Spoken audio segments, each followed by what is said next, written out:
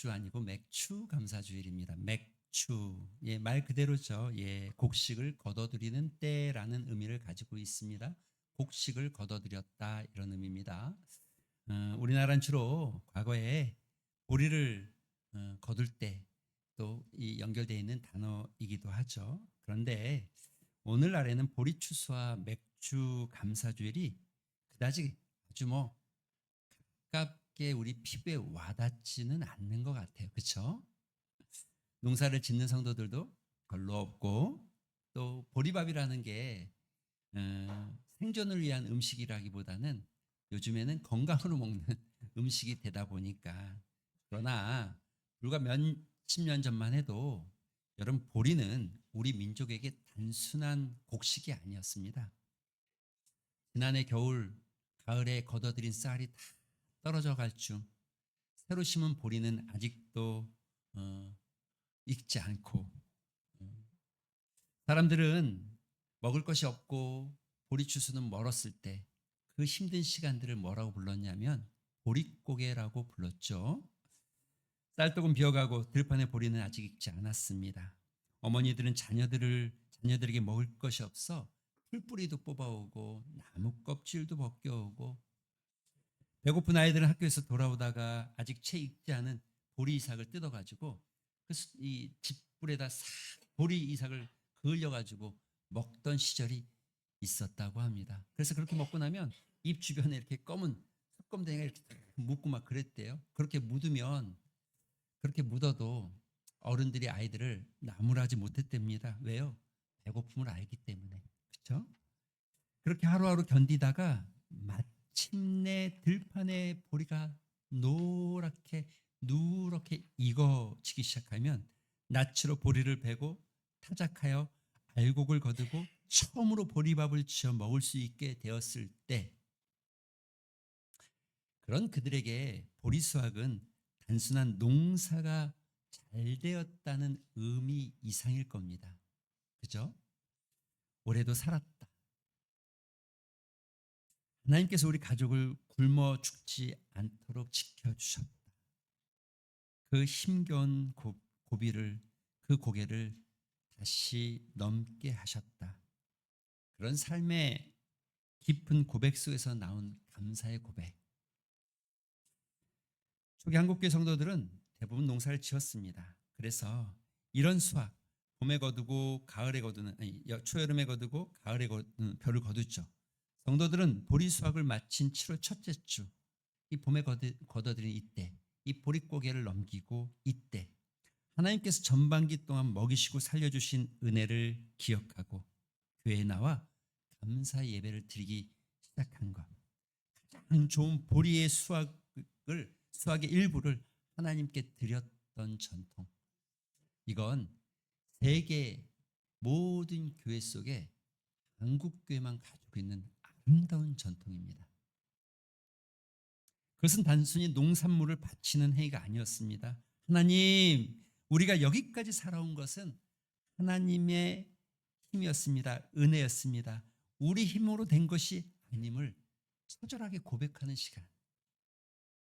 겨울을 지나게 하시고 보릿고개를 넘게 하시고 다시 열매를 거두게 하신 하나님. 그 믿음의 고백이 담겨 있는 시간이 그래서 어떤 면에서 개인적으로는 추수감사 예배와 이 맥주 감사 예배가 있는데 맥주 감사 예배가 더 좀 어떤 깊이가 있는 것은 아닌가 이런 생각이 들어질 때도 있습니다. 이게 전통이 되어져서 한국교회는 매년 7월 첫째 주일을 맥주 감사주일로 우리는 10월이면 다 추수감사절이 끝나는데 이 추수감사절은 조금 미국 선교사들이 들어와서 지켰던 땡스기빙 데이에서 기원하기 때문에 11월 셋째 주일은 이건 정해져 있는 겁니다. 11월 셋째 주일은 매년 추수감사주일로 지키고 있습니다. 반년 동안 주님 먹이시고 지켜주신 것 감사합니다. 어려운 시간들이 많이 있었지만 우리를 살리시고 우리를 보호하시고 선하게 이끌어 주시고 때를 따라 은혜를 베풀어 주시니 감사합니다. 이 믿음의 고백이 담겨 있는 시간이 바로 이 7월 첫째 주 맥주 감사 주일이라는 거죠. 사랑하는 성도 여러분, 우리 신앙의 선배들은 가진 것이 많아서 감사한 것은 아니었던 것 같습니다. 오히려 가난했고 먹을 것이 부족했고 내일을 장담하기 어려웠던 시간들이 많았습니다. 그럼에도 보릿고개를 넘게 하시고 한 끼 양식을 허락하신 하나님의 은혜를 알았기에 그 와중에도 감사의 고백이 담겨져 있는 거죠. 여러분, 그렇다면 오늘 우리는 어떻습니까? 사실 그때보다 훨씬 많은 것을 가지고 있습니다. 먹을 것이 없어 보리 이삭이 있기를 기다리지 않습니다. 쌀떡이 비어 온 가족이 굶을까 염려하는 가정은 거의 없는 것 같습니다. 손 안에 작은 전화기 하나로 먼 곳의 사람하고 이야기하고 필요한 물건을 주문할 수 있고 쌀이 없으면 라면이라도 먹으면 되지라는 아이들의 이야기. 옛사람들은 상상하지도 못한, 정말 옛사람들은 꿈꿀 수도 없는 편리함과 풍요함과 많은 것들을 가지고 살아가는데, 그런데 이상하게도 가진 것은 많아졌는데 감사는 오히려 줄어든 것 같습니다.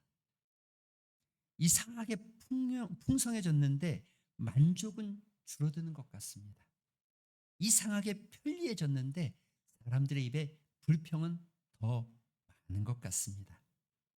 왜 그렇습니까? 왜 그럴까요? 감사는 여러분 얼마나 많이 가졌느냐에 따라서 많이 가진 양, 그 많이 가졌기 때문에 저절로 생겨나는 것이 감사가 아닙니다. 감사는 내가 가진 것이 하나님의 은혜임을 깨달을 때만 고백할 수 있는 것입니다. 그래서 이건 믿음의 고백이죠. 당연하다고 생각하면 아무리 많이 가져도 감사하지 못합니다. 그러나 내가 누리는 작은 것에도 은혜라고 깨달으면 그 작은 것 하나도 진심으로 감사하게 되어집니다. 아침에 눈을 뜨는 것이 은혜입니다. 오늘도 걸어서 예배의 자리에 나온 것이 은혜입니다. 말씀을 듣고 찬송할 수 있는 것이 은혜입니다. 힘든 일을 겪었지만 완전히 무너지지 않고 오늘도 일어서게 하시는 것이 은혜입니다. 죄를 지었지만 다시 십자가 앞에 돌아올 수 있게 하시는 것이 은혜입니다. 지난 반년 동안 모든 일이 우리가 원하는 대로 이루어진 것이 아닐지라도, 우리가 기대한 열매를 얻지 못했다 할지라도, 열심히 수고하고도 아직 열매를 보지 못한 분들이 있다 할지라도, 기도가 응답되어 감사한 분도 있겠지만 여전히 응답을 기다리며 무거운 마음으로 이 자리에 앉아 계신 분도 있겠지만, 그러나 그 모든 것들 가운데 우리는 이런 질문을 던져야 되는 거죠. 나는 열매가 있어야만 감사하는 사람인가? 나는 열매가 없으면 감사하지 못하는가? 나는 기도가 원하는 대로 응답되어야만 하나님을 기뻐하고 감사할 수 있는 사람인가? 내 삶에 감사할 조건이 보이지 않을 때도 감사할 수 있겠는가? 이런 여러분 우리 마음속에 주는 이 질문, 이 영적인 질문, 우리 신앙의 질문을 단방에 해결하는 본문이 바로 하박국입니다. 하박국은요, 여러분 하박국의 이 글은 믿음의 고백이죠. 오늘 본문은요 보릿고개 아니죠. 보릿고개보다 더 처절한 역사적 상황 속에 놓여 있습니다. 하박국의 상황은 여러분 보릿고개 정도가 아닙니다. 더 심각합니다. 보리가 익을 때까지 조금만 기다리면 되는 것이 아니라 전쟁이 다가오고 있습니다. 나라가 무너지고 있습니다. 삶의 터전이 황폐해져 가고 있습니다. 그래서 하박국은 16절에 보니까 자신의 창자가 흔들리고 입술이 떨리고 뼈가 썩는 것처럼 두려움이 몰려온다라고 말하고 있죠. 그리고 그 일이 어떤 것을 만들지를 알게 17절에 자기가 잃어버릴 것을 하나하나 기록하고 있습니다. 무화과 나무가 무성하지 못하고 포도나무에 열매가 없고 감람나무에 소출이 없고 밭에는 먹을 것이 없고 우리의 양이 없고 외양간에 소가 없고. 아무리 살펴봐도 감사절의 풍성한 어떤 그림과는 정반대의 모양. 들판에도 없고 나무에도 없고 우리의 외양간에 아무것도 없는데, 그런데 뜻밖의 18절에 하박국은 그러나 나는 여호와로 말미암아 즐거워하며 나의 구원의 하나님으로 말미암아 기뻐하리로다. 우리 신앙의 선배들은 보릿고개를 넘고 보리를 거둔 뒤 하나님께 감사했습니다. 그것도 귀하지만, 그러나 하박국은 한 걸음 더 나아가는 것 같아요.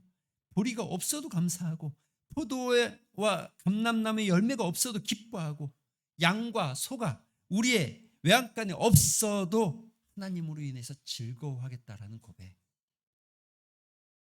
도대체 어떻게 이런 감사를 고백하고 살아갈 수 있는 것인지. 하박국은요, 억지로 감사하는 것을 말하지 않습니다. 하박국 선지자의 감사의 고백 속에는, 그럼 그에게는 오늘 본문에 보니까 무리가 우리를 치러 올라오는 환난 날에 내가 기다림으로 썩히는 것이 내 뼛속에 들어와 내 몸은 내 처소에서 떨고 있다. 두려움이 가득한 거예요, 마음 안에. 하박국 선지자 지금 괜찮다고 말하지 않습니다. 여러분, 감사는 괜찮아라고 나를 마인드 컨트롤하는 것이 아닙니다. 잘 될 거야라고 바라보는 게 아닙니다. 창자가 흔들립니다. 입술이 떨립니다. 뼈가 썩는 것처럼 고통스럽다는 거예요.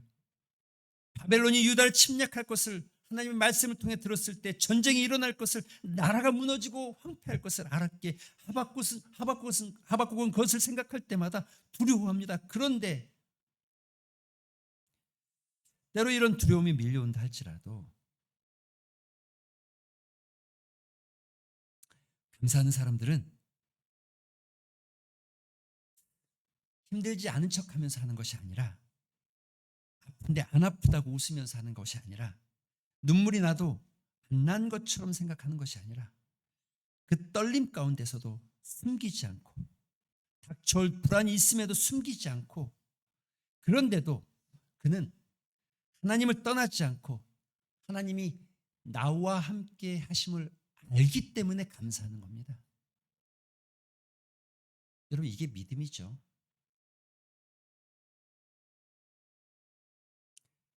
자기를 컨트롤하는 게 아니라, 긍정적 생각을 바꾸는 게 아니라, 불안하고 두렵고 고통은 여전히 사라지지 않지만, 그럼에도 불구하고 하나님으로 인해서 감사하는 거예요. 믿음은 믿기 때문에 두려움이 사라지는 게 아닙니다. 두려움 속에서도 하나님을 붙드는 거죠. 감사는 아픔을 부정하는 것이 아닙니다. 나는 하나도 힘들지 않아 라고 말하는 것이 아니라, 나는 힘들지만 하나님이 나를 버리지 않으셨음을 믿는 거죠. 나는 두렵지만 하나님께서 여전히 나를 붙잡고 계심을 믿는 거죠. 내 앞길을 알 수 없지만 나는 여전히 하나님께서 선하게 인도하실 것을 믿는 거죠. 병원에 진료를 앞둔 사람에게 걱정하지 마십시오라고 말합니다. 걱정이 그런다고 사라지겠습니까? 자녀의 문제를 품고 있는 사람에게, 기도하는 부모에게 믿음만 가지십시오라고 말합니다. 그런다고 마음에 쉽게 평안이 찾아옵니까? 사업이 어려워지고 관계가 흔들리는데, 미래가 막막한데 아무렇지도 않은 척, 믿음이 좋은 것 아닙니다. 하나님 앞에서 두렵다고 말해도 됩니다. 그러나 그럼에도 불구하고 하나님이 제 마음의 그 떨림 가운데 이끄실 것을 믿기 때문에, 그 두려움에 멈추는 것이 아니라 두려움을 가지고도 하나님 앞에 나아가는 것, 눈물을 흘리면서도 기도하는 것, 흔들리면서도 말씀을 붙잡는 것, 이게 신앙의 삶이고 믿음 아니겠습니까? 결국 감사는 문제가 해결되어져서 드리는 믿음의 고백이 아니라 문제가 해결되지 않은 그 자리에서 하나님께 우리의 마음을 열어드리고 하나님을 바라보기 시작할 때 나오는 고백일 뿐이죠. 여러분 17절은 더 현실적인 고백입니다. 무화과 나무가 무성하지 않고 포도나무에 열매가 없고 감람나무에 소출이 없고 밭에 먹을 것이 없고 우리의 양이 없고 외양간에 소가 없을지라도, 현실적으로 좀 말을 바꿔서 설명하면 이런 것 아니겠습니까? 열심히 수고했는데 결과가 없습니다. 오랫동안 기다렸는데 응답이 보이지 않습니다. 계획한 대로 일이 풀리지 않습니다. 노력했지만 기대했던 열매를 얻지 못합니다. 생활을 지탱해 줄 만한 것들이 하나씩 사라지고 있습니다. 하박국은 그렇게 없다 할지라도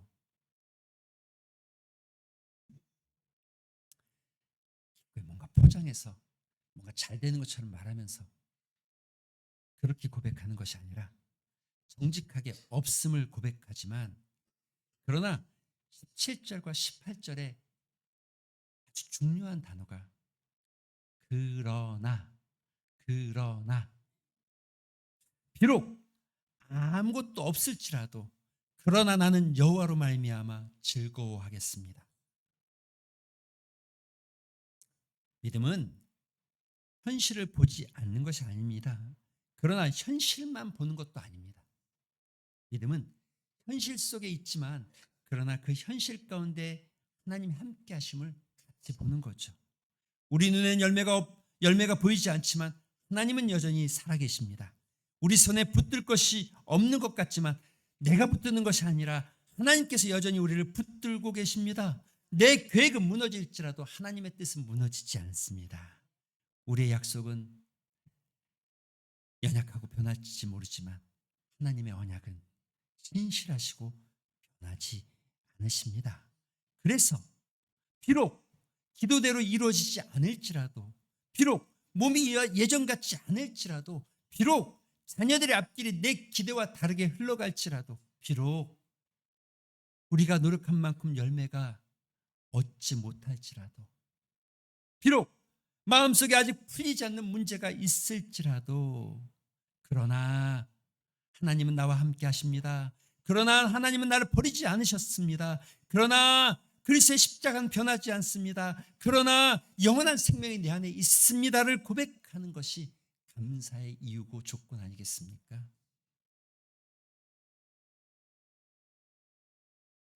어떤 분이 오래도록 기도했는데 응답이 없답니다. 낙심하고 돌아서고, 그리고 한날은 그렇게 기도했대. 하나님 왜 기도해도 나한테는 응답하지 않으십니까? 그런데 어느 날 하나님께서 그 마음에 이런 은혜를 주셨답니다. 하나님, 저는 응답받아야 감사할 수 있다고 생각했는데, 그러나 돌아보니 이미 하나님께서 내 삶을 이끌고 계심을 알게 하셔서 왜 응답이 없습니까? 라고 고백했던 사람이 알게 하시고 보게 하셔서 감사를 고백했다라고 말합니다. 환경은 그대로 있지만 감사의 이유는 환경이 바뀌어서가 아니라 여전히 우리 가운데 계신 하나님. 문제는 그대로인데 여전히 나와 함께 계시는 하나님. 그게 감사의 이유 아니겠습니까? 그래서 하박국은 그 어려운 상황 속에서 모든 것이 다 없어질 것을 알지만 나는 여호와로 말미암아 즐거워하며 나의 구원의 하나님으로 말미암아 기뻐하리로다. 하박국의 감사는 무화과 나무로 말미암아 기뻐한다고 말하지 않습니다. 포도나무의 열매가 많아져서 기뻐한다고 말하는 것이 아닙니다. 양과 소가 외양간에 가득 채워졌기 때문에가 아닙니다. 여호와로 말미암아, 나의 구원의 하나님으로 말미암아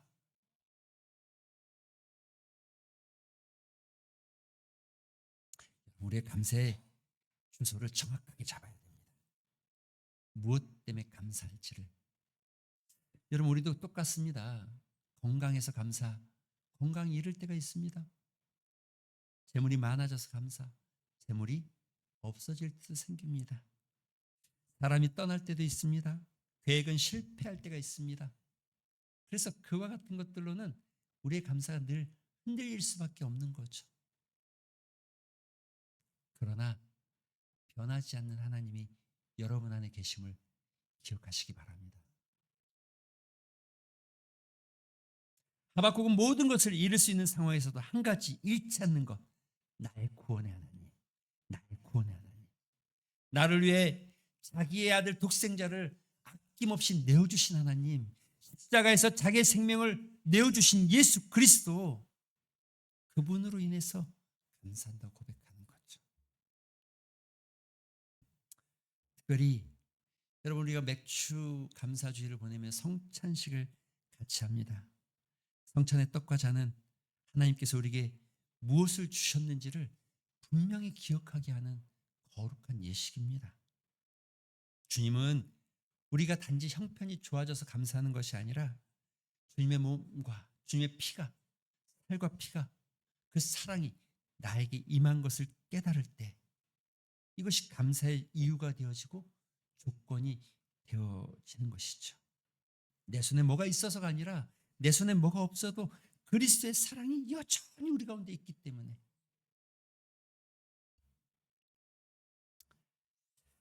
말씀을 맺겠습니다. 사랑하는 성도 여러분, 우리가 감사하는 이유는 무엇입니까? 무엇 때문에 감사합니까? 포도나무가 없고 열매가 없고 감람나무에 열매가 없고 외양간에 양과 소가 없어도 여러분, 우리에겐 감사할 이유가 여전히 있다는 걸 기억하셨으면 좋겠습니다. 오히려 포도나무로 인해 감사하고 감람나무의 열매로 감사하고 외양간의 소와 양으로 감사하는 이들에게는 그것이 사라지면 감사할 조건이 계속 사라져가는 거죠. 그러나 변하지 않는 분, 영원히 우리 가운데 계시는 분, 우리와 함께 하시는 그 하나님, 그 하나님으로 인하여서 감사하는 여러분 되시기를 주님의 이름으로 축원드립니다. 우리 말씀을 좀 생각하면서 영적 진단의 질문을 좀 나누었으면 좋겠습니다. 여러분 한번 생각해 보셨으면 좋겠어요. 진지하게 나는 지금 무엇 때문에 감사하고 있는가? 나는 무엇이 있어야만 감사할 수 있다고 생각하는가? 두 번째, 나는 무엇을 바라보고 있는가? 내 마음에 원하는 것은 무엇인가? 하나님인가? 아니면 물질의 풍요인가? 현재 내 입술에 감사의 고백이 무엇 때문에 나오고 있는가? 하나님께서 무엇을 주셨기 때문에 감사하는가? 하나님, 아니면 하나님이 내 삶에 있기 때문에 감사하는가? 여러분, 이런 믿음의 고백을 좀 담아서 또 이 영적인 질문을 스스로 던져가면서 우리 이런 기도의 제목 가지고 기도하셨으면 좋겠어요. 없는 것만 바라보지 않고 이미 베푸신 은혜에 감사하게 하여 주시옵소서. 우리의 형편이 아니라 하나님으로 말미암아 감사하게 하여 주시옵소서. 비록 내 삶에 열매가 보이지 않을지라도 여호와로 말미암아 기뻐하며 살아가는 저희가 되게 하여 주시옵소서. 이런 기도 제목 가지고 한번 합심해서 기도하는 시간 같습니다. 기도하겠습니다.